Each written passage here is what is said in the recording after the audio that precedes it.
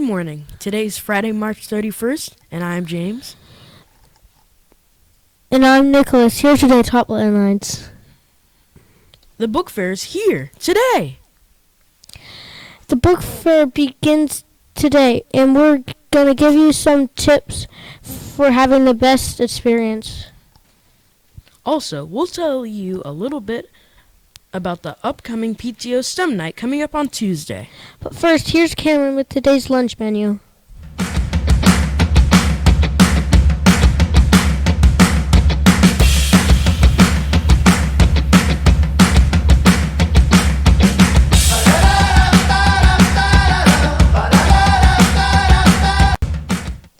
Good morning, I'm Cameron, and here's today's lunch menu. Today we're having cheeseburger or a turkey and cheese kit with Doritos and baked beans. If you're interested in cheeseburgers, there's a great book at the book fair that might interest you. It's called There's No Ham in a Hamburger, and it's full of interesting facts about our favorite foods. Don't forget to pick up your fresh fruit, milk, and veggies. Back to you, James.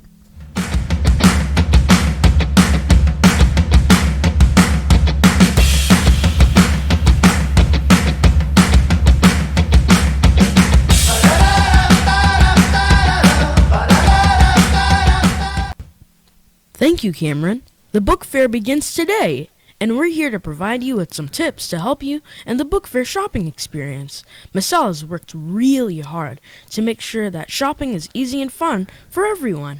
That's right, and the first thing you can do to make the book fair great is to keep your eyes peeled for book prices.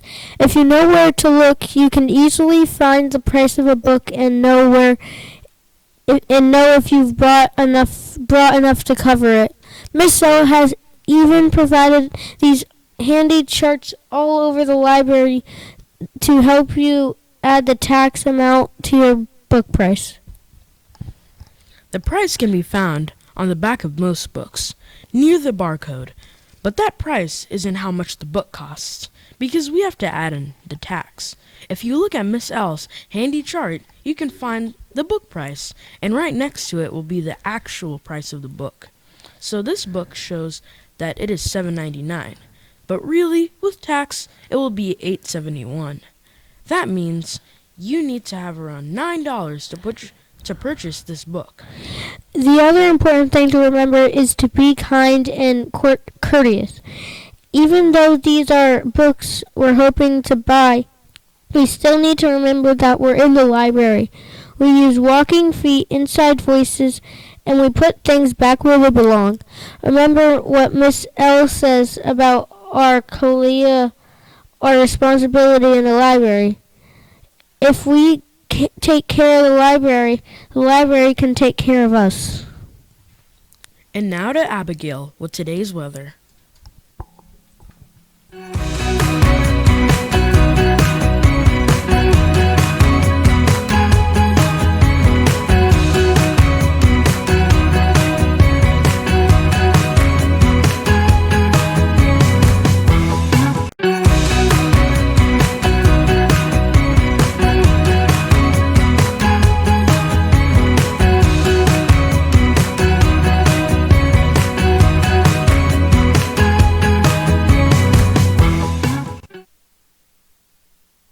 Thank you, Nicholas. Even warmer temperatures are on the way for the end of the work week. Friday will be partly cloudy and a little breezy at times with highs in the lower 80s. The weather will remain nice overall with a bunch of events kicking off in the Low Country. The Cooper River Bridge Run, Flowertown Festival, and the Low Country Strawberry Festival. Saturday morning will be breezy and mild for those running the Cooper River Bridge Run. Temperatures at the start will be in the lower to middle 60s. Sunday will be mostly sunny with highs in the middle 70s, but for Friday, enjoy partly cloudy, breezy and warmer, highs from 77 to 81.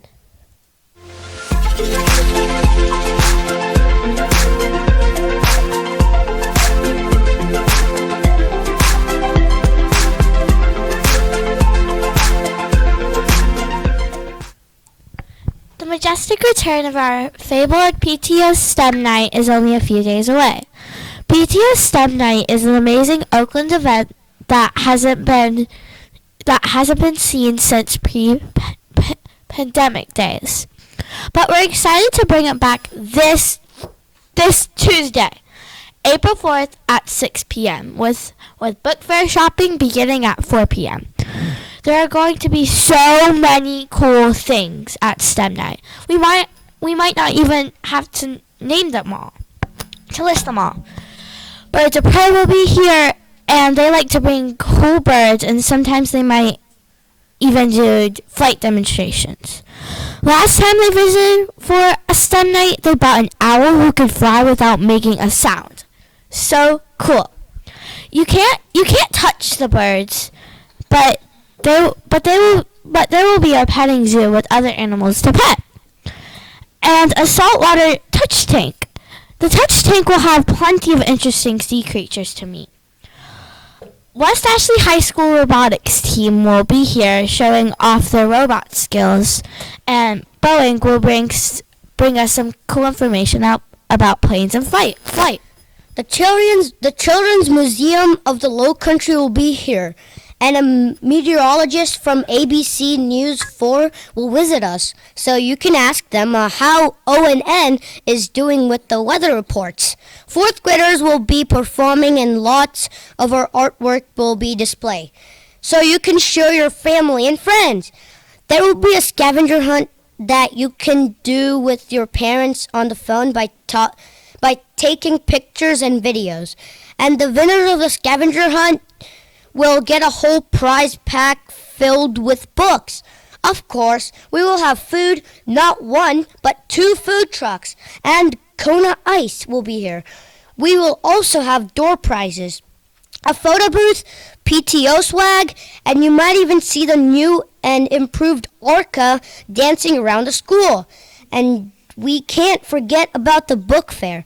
Bring everyone out to shop and enjoy the awesome fun at Oakland's PTO STEM Night. Now it's time for Singleton Sessions.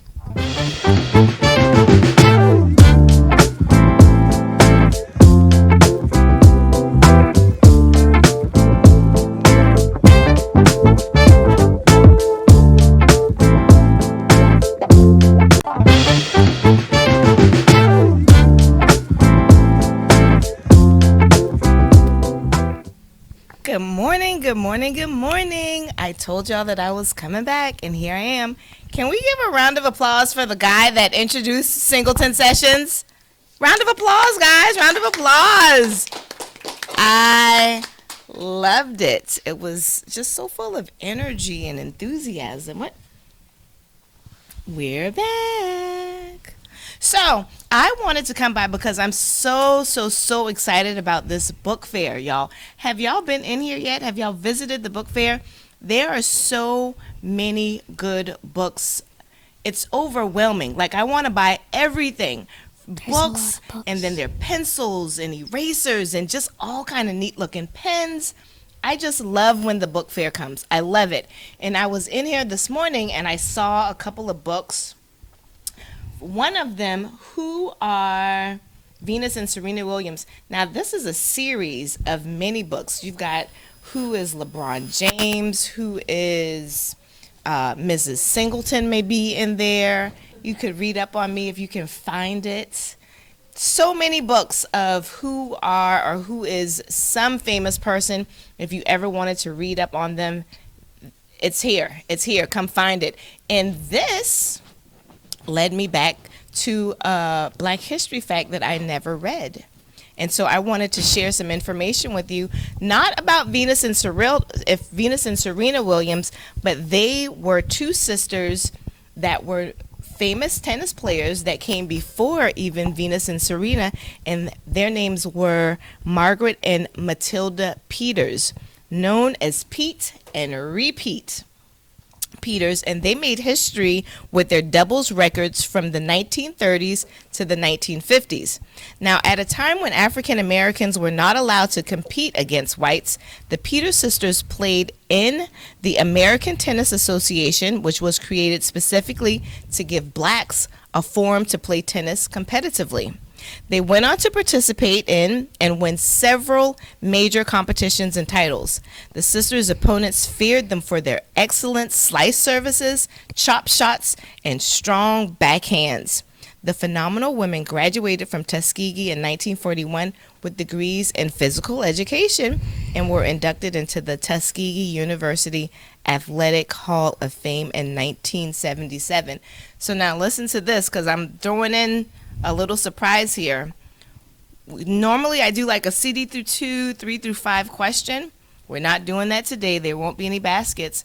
But I may pick somebody who's walking in the hall and say, you're in grade, or you're in the 3rd grade. Which Hall of Fame were the Peters sisters inducted to? Were they inducted into A, the Tuskegee Hall of Fame, B, the Lincoln University Hall of Fame, or C, the Hampton University Hall of Fame? So if you are in grades 3 through 5, I may stop you in the hall, or I may pop up in your class and ask you, which Hall of Fame were the Peters sisters inducted into? Tuskegee University Hall of Fame, Lincoln University Hall of Fame, or Hampton University Hall of Fame? But wait, I didn't forget about CD through 2. I did not. I may come to your classroom or see you guys in the hall or in the cafeteria, and I may ask you, was this true or false? Margaret and Matilda Peters were known as basketball players. For grades CD through 2, was that true or false? Where am I going to catch you at? Who's going to know the answer? Margaret and Matilda Peters were known for being basketball players. True or false? And I do have prizes, and they're good ones. And then next, me and my co-host, my bestie best, Vera, want to talk about these books. These books, and now I think someone figured out what my age was a couple of months ago. I think it might have been you, James. You were quick on it. These books have been around since I was a little girl. I was so shocked when I saw them. There's so many of them in here. The Babysitters Club, have y'all ever heard or read any of these? I think there might have been a movie or two about it. And I looked, and there's also a Babysitter's Little Sister. You want to tell us about that one? Yeah, Vera? I've actually never read The Babysitter's Club or The Babysitter's Little Sister. So while we were waiting, I was reading it, and it's about a little girl. She really likes to rollerblade, and she tries this trick and breaks her wrist. That's all I got to, but it's a pretty good book so far. You like it so far? Mm-hmm. I would encourage y'all to come down and get these. And now when I was little, they were just chapter books. But if you can show them, Bestie, they have pictures inside. Open it up so they can see. So it's a lot different now. I absolutely love these. And as another co-host over here says, these are what you call graphic novels. Very good. All right. I will be back next Friday with a surprise guest. Y'all are going to love it. I'll see you next Friday.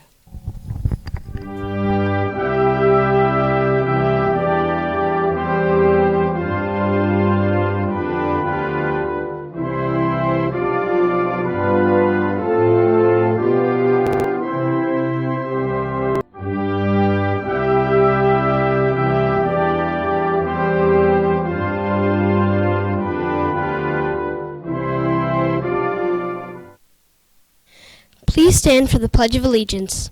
I pledge allegiance to the flag of the United States of America and to the republic for which it stands, one nation, under God, indivisible, with liberty and justice for all. Please stand for the Pledge of Allegiance.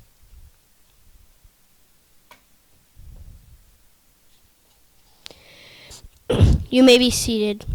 Today we have 3 birthdays: Kyle in 4M, Logan in 5MY, and Daisy in KS. Happy birthday! Come to the library to get your birthday pencil.